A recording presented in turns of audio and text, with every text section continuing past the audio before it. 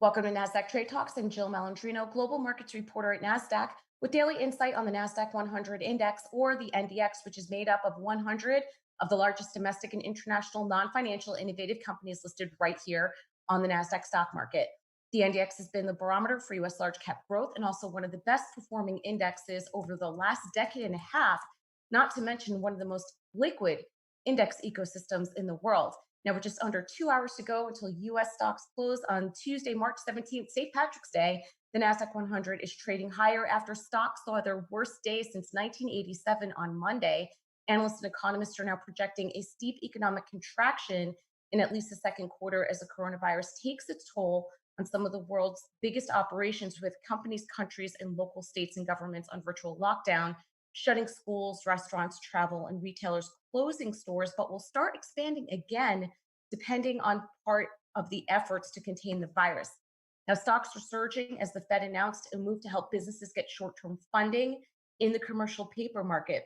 What that means is this special credit facility will purchase corporate paper from issuers that are having a hard time finding buyers in the open market. Short term funding is needed so companies can operate. Treasury Secretary Mnuchin said in a press conference just at noon Eastern that the Trump administration will ask Congress to approve an $850 billion economic stimulus package to help struggling small businesses and major industries like airlines, cruises, restaurants, and retailers. And the administration was adamant in keeping the US markets open.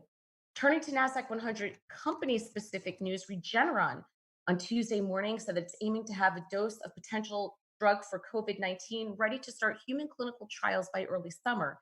The announcement, which represents a marked acceleration in the company's drug timeline, sparked about a 9% rally in the stock.